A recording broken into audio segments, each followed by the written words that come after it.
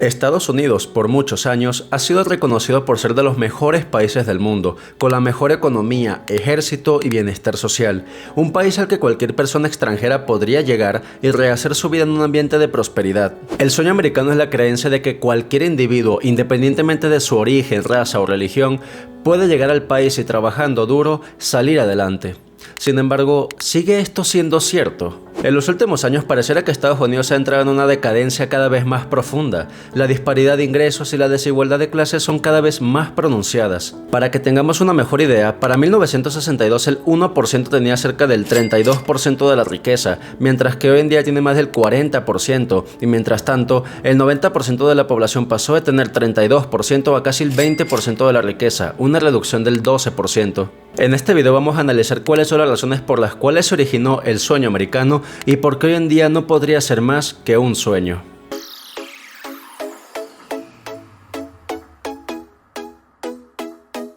Hola y bienvenidos al canal de Finanzas y Mejora Continua. Antes de continuar, si este video está siendo de tu agrado, por favor considera suscribirte y compartirlo. El concepto del sueño americano se originó a mediados del siglo XX y está asociado con una movilidad ascendente y la posibilidad de lograr una mejor calidad de vida. Este ha sido un ideal en Estados Unidos y ha originado la migración masiva hacia el país, sobre todo desde el siglo XX. Y para poder entender este concepto tenemos que remontarnos para finales de la Segunda Guerra Mundial. Para finales de dicha guerra, muchos países del mundo, principalmente en Europa, estaban arruinados por los efectos del conflicto. Para ese entonces existía el llamado patrón oro. Mediante el patrón oro, cada billete de cualquier economía a nivel mundial estaba respaldado por cierta cantidad física de oro, y por lo tanto, a mayor cantidad de oro, mayor poder adquisitivo de dicho país. Con la Segunda Guerra Mundial, los países de Europa se quedaron con bajísimas reservas de oro, y fue Estados Unidos quien tenía las mayores reservas en su territorio, surgiendo como una gran potencia a nivel mundial. Para que nos demos una idea, para el año 1940 el Producto Interno Bruto de Estados Unidos era de aproximadamente 100.000 millones de dólares y tan solo 10 años después, en 1950, este superaba los 300.000 millones de dólares. Además, Estados Unidos tenía las industrias más prósperas, incluyendo la producción de automóviles y electrodomésticos. El desempleo estaba por debajo del 4% y los salarios aumentaban por encima de la inflación. Con todas estas condiciones, ciudadanos alrededor del mundo empezaron a migrar de forma masiva hacia el país para beneficiarse también de esta tendencia de crecimiento. Por otra parte, algo que impulsó aún más la economía del país fue el establecimiento de un nuevo sistema financiero y del Plan Marshall para la reconstrucción de Europa. Con respecto al nuevo sistema de finanzas, como comentamos para finales de la Segunda Guerra Mundial, la mayoría de los países del mundo no tenían casi nada de reservas de oro, por lo tanto, un nuevo sistema era necesario. Poco después de finalizada la guerra, se estableció el famoso acuerdo de Bretton Woods, con la presencia de 44 países, el cual iniciaría este sistema, y había dos propuestas. Una propuesta por parte del Reino Unido, la cual establecía una nueva moneda llamada Bancor, la cual podría convertirse a moneda local mediante un cambio fijo. Además, se crearía un organismo internacional cuyo objetivo sería el control de la emisión de esta moneda para poder equilibrar las balanzas comerciales. Por otra parte, la propuesta de Estados Unidos consistía en eliminar el patrón de oro y crear el patrón dólar. En este, se establecería un precio fijo de $35 por cada onza de oro y otras monedas se fijaron a una tasa de cambio fija con respecto al dólar. Esto hizo que la demanda por los dólares aumentara de forma pronunciada y que esta moneda se estableciera como la principal de uso a nivel mundial. Por otra parte, finalizada la guerra también se creó el llamado Plan Marshall para la reconstrucción de Europa, lo cual estimuló las exportaciones del país y aceleró su crecimiento. Esta mente de prosperidad fue el origen del concepto del sueño americano, la idea de que cualquier persona que estuviera dispuesta a trabajar podría salir adelante. Sin embargo, con los acuerdos de Bretton Woods se originó un gran problema, y es que los países alrededor del mundo lo que hacían era acumular dólares para luego convertirlos en oro, y por lo tanto llegó un momento en el que se generó desconfianza por la capacidad de Estados Unidos de seguir convirtiendo su moneda al oro. Además, durante la década de 1960, la inflación alcanzaba niveles altísimos, debido al financiamiento de la guerra de Vietnam principalmente, lo cual erosionaba el valor de los dólares y en consecuencia la capacidad de los demás países para transformar la moneda al oro. Todo esto hizo que en el año 1971 el expresidente Richard Nixon eliminara por completo los acuerdos de Bretton Woods y el dólar pasara a ser una moneda por decreto, es decir, una moneda fiat o simplemente una moneda que no tuviera respaldo por ningún medio físico. Al abandonar estos acuerdos, prácticamente el país y la Reserva Federal tenían luz verde para poder imprimir cualquier cantidad de dinero porque simplemente esta cantidad de dinero ya no estaba respaldada por cualquier metal. Esto les permitió implementar medidas más flexibles para estimular la economía. Sin embargo, ha tenido consecuencias terribles y es que al no estar respaldada la moneda por ningún activo físico, el país puede imprimir dinero sin control, lo cual genera inflación y depreciación de la moneda. Para que te des una idea, para el año 1980, producto de estas decisiones, la inflación en Estados Unidos alcanzó un nivel máximo del 15%. Solo durante la pandemia, se estima que por cada $3 en circulación, uno de ellos había sido impreso tan solo en esos años. Y cada vez hay más personas que argumentan que el sueño americano no es más que un sueño, que las desigualdades sociales siguen creciendo y las dificultades para poder subir de clase social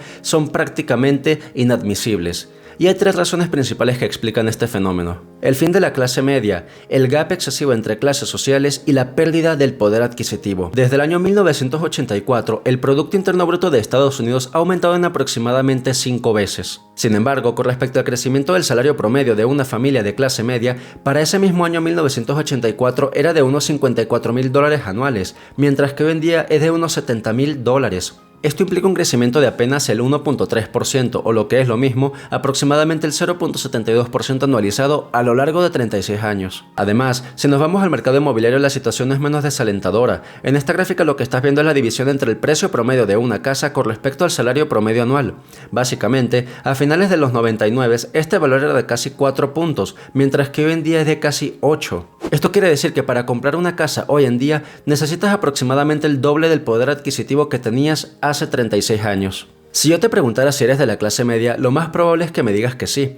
Vivimos rodeados de conceptos de películas, series, que nos hacen pensar que ser de clase media implica vivir en un buen vecindario, tener una casa propia, una familia, trabajo estable y demás. Es tener la capacidad financiera para poder satisfacer las necesidades presentes y futuras sin mayor problema financiero. Sin embargo, esto no se ajusta a la realidad. Puedes ver cómo en el año 1970 la clase media tenía aproximadamente el 62% de la riqueza nacional, mientras que hoy en día tiene menos del 42%. La clase baja bajó del 10 al 8% y la clase alta incrementó su porcentaje del 29 a más del 50%. Quizá una de las consecuencias más graves de que el dólar se haya convertido en una moneda por decreto sea la burbuja de crédito. La economía estadounidense se mueve principalmente con crédito, pero esto no implica que sea financieramente saludable para la mayoría. De hecho, se estima que casi el 60% de los estadounidenses vive al día, que más de la mitad del país no tiene dinero para solventar alguna emergencia. Implica que están a un mes de caer en la pobreza, de no alimentarse bien, de descuidar su salud física y mental. Se estima que la deuda por las tarjetas de crédito en Estados Unidos asciende a más de $986,000 millones, lo cual es impresionante.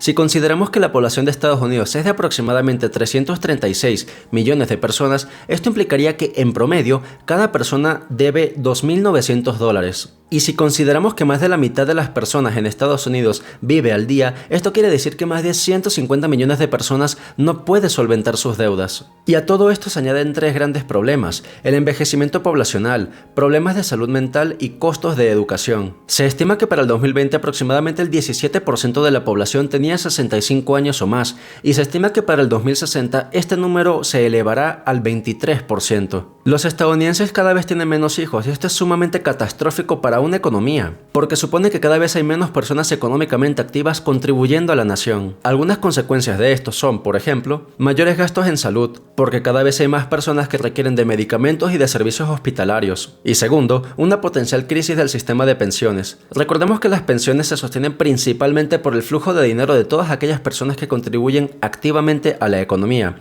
Si cada vez hay menos personas que contribuyen a estos fondos, la solvencia de los mismos se ve comprometida. Por otra parte, la crisis de salud mental en Estados Unidos es un desafío significativo que ha ido en aumento en las últimas décadas. Se estima que 1 de cada 5 adultos en Estados Unidos sufre de algún problema de salud mental, y se estima también que el 60% de aquellos que tienen una enfermedad mental grave no han recibido tratamiento. El suicidio también es una preocupación importante en términos de salud mental. En el 2019 se registraron más de 47,000 muertes por suicidios en Estados Unidos, lo cual lo convierte en una de las principales causas de muerte en el país. Y finalmente, los costos de la educación han alcanzado niveles prohibitivos en las últimas décadas, llegando a valores de entre $10,000 y $50,000 anuales para universidades públicas. Si volvemos a considerar que más de la mitad de las personas vive al día, esto quiere decir que más de 150 millones de personas en el país no tienen acceso a este servicio de educación, el cual básicamente es el que les permitiría salir adelante. Esto implica que se tengan que endeudar tan solo para acceder a este sistema educativo,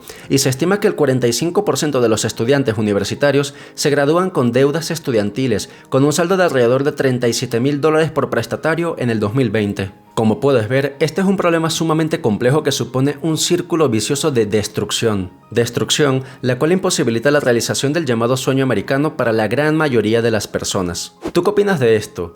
¿Crees que el sueño americano realmente está muerto? Si tuvieras la oportunidad, ¿te irías a vivir a Estados Unidos o consideras que la situación está mejor en tu país de origen? Házmelo saber en la caja de comentarios. Por otra parte, si este video fue de tu agrado, por favor considera suscribirte al canal de Finanzas y Mejora Continua. Sin más, nos vemos en un siguiente episodio. Hasta pronto.